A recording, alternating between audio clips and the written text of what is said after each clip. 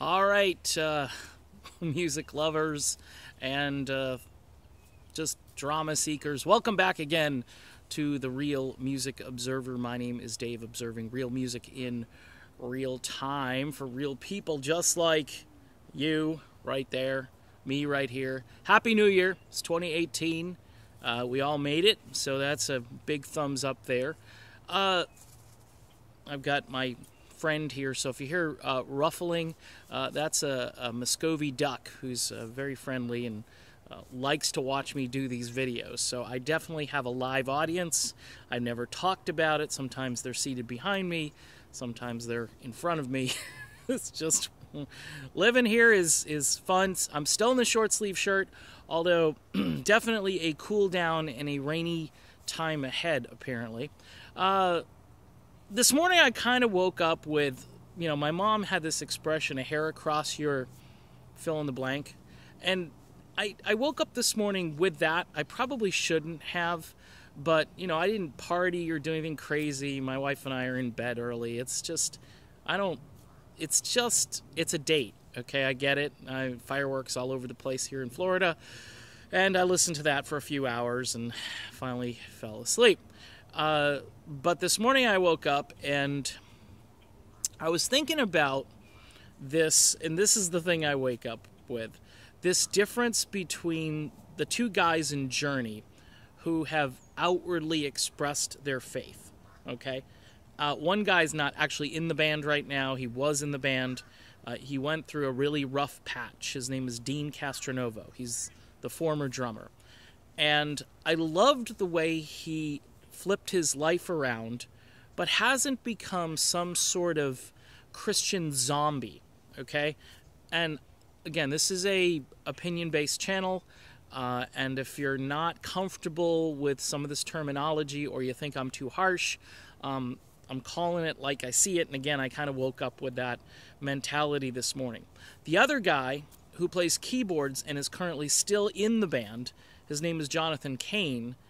His brand of Christianity is a little bit different. He is acting kind of like a salesperson, spokesperson.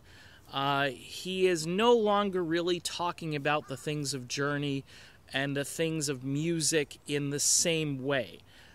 He's promoting faith through his music, which I know a lot of artists do that. But most of us understood that he was the keyboard player and that was his primary focus, that he was going to play keyboards for Journey and talk about Journey.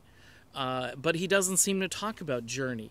The only guy who's really plugging Journey out there right now is Neal Schon. Neal Schon is trying to sort of revitalize interest in the band, especially music that was made in the 70s and maybe into the early 80s.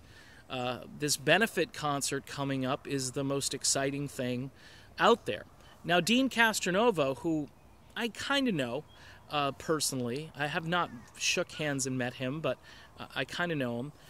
He expresses his faith, but he still goes out and he plugs away. He plugs away at life. He does real life. He doesn't shy away from people who probably don't share his religious viewpoints. And to me, that's the best kind of testimony. Somebody who goes out and still functions in society and doesn't have to join an exclusive church or a club where a bunch of people believe they've got special revelations from God and that their brand of faith somehow brings them closer because of the way they practice it. And they're constantly using words like anointed and prophecy. And, they're quoting people who are way out of the mainstream of Christianity. And I'm just saying, that's the way I see it. Because I've been through this, believe it or not. 20-something years ago, I really got into this. And it was real hardcore fundamentalism. And I know this is kind of off topic, but a lot of people are interested in this. The video I did about what happened to Christian music got quite a few views for a way off topic video. Not as many as like a Don Felder video, but it still got a lot of views. And I guess the point I'm trying to make here is that I would prefer to hang out with Dean, because Dean to me seems like authentic. He seems real. John, I think he can be real and authentic, and I'm not just putting him down or anything for his newfound love for faith and, but I see, I mean, the church that he's in, I mean, there was a hostile takeover a few years back. There was another pastor. I mean, you could read this stuff. I try to actually not get too much into that, because then I'm making this into a political or religious channel, and that's not what I want to do. But this morning I woke up with this in my brain going, I'm not into that. I'm into a more balanced, healthy approach to it, where people will look at you and go, okay, you don't speak my language. This guy over here still speaks my language. In other words, he integrates into society, and I'm talking about Dean Castronovo. And I posted a song over on Facebook. It's by an artist named Chris Rice, who, when I was in Christian radio, Chris Rice was one of the coolest dudes and coolest songwriters I had ever heard across any musical spectrum. I mean, the dude wrote songs to twist your brain around and put things in a way that you had never heard it.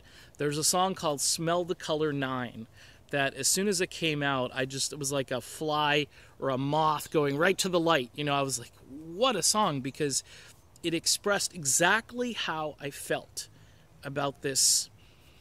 Everybody around me is just, they're getting all these special revelations, and they know things that I don't, and they're speaking in a way that I don't speak in.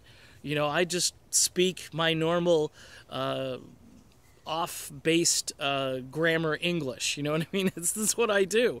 But everybody else around me, they were speaking Christianese, and they had special words that they would use, and they were blessed and anointed and given revelations, and so the song is awesome. It's just one of those great songs, and Chris's pretty much his catalog is filled with music like that. His first album, really a masterpiece. I think this was his third or fourth album, Smell the Color 9. And I'll tell you what, Dean Castronovo is the guy who's smelling the color 9, and it sounds to me like John's got it figured out.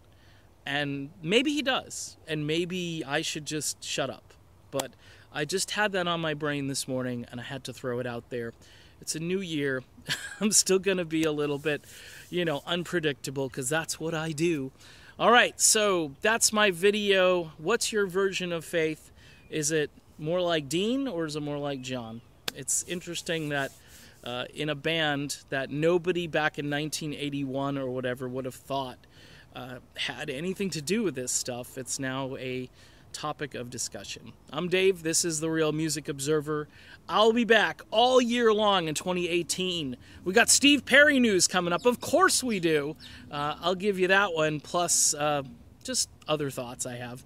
Talk to you then, everybody.